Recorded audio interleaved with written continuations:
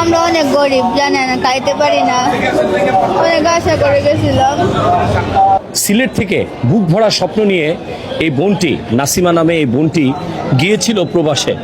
তার বুক ভরা স্বপ্ন ছিল, আশা ছিল যে পরিবারের মুখে হাসি ফোটাবে, কিন্তু দুঃখের বিষয় আজকে তাকে এই হুইল চেয়ারে করে ফিরতে হলো ব্যর্থতার গ্লানি বুকে নিয়ে।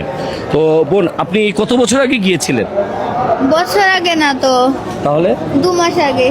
2 মাসের মধ্যে আবার আপনি চলে আসতে হইলো? হ্যাঁ, আমি জুন মাসে 16 তারিখ গিয়েছিলাম ওখানে। আচ্ছা আচ্ছা। তো এই যে আপনি যে গিয়েছেন, আপনার কি হয়েছে একটু বলবেন? পার্সোনাল। আচ্ছা, মানে গাইনি সমস্যা হয়েছে। তো এই যে যে আপনার অসুস্থ ছিলেন, আপনি শারীরিকভাবে অসুস্থ ছিলেন, আপনাকে কি কোনো ধরনের হেল্প করে নাই আপনার কফিল?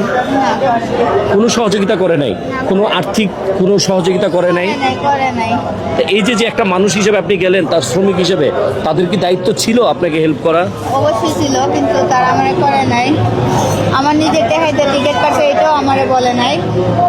তো হঠাৎ করে বললো যে টিকিট কাটতে লাইছে, অফিস থেকে ফোন আইছে, তাই আমিও চলে এলাম। আমরা অনেক গরিব, জানেন, খাইতে পারি না, অনেক আশা করে গেছিলাম।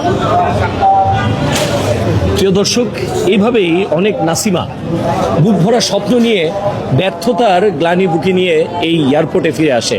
আমরা চাই এই প্রবাসীদেরকে, তারা সুস্থভাবে বিদেশে যায়, তারা যখন অসুস্থ হয়ে ফিরবে তাদের যেন একটি আর্থিক প্রণোদনা দেওয়া হয়, এমনটাই অনেকের প্রত্যাশা।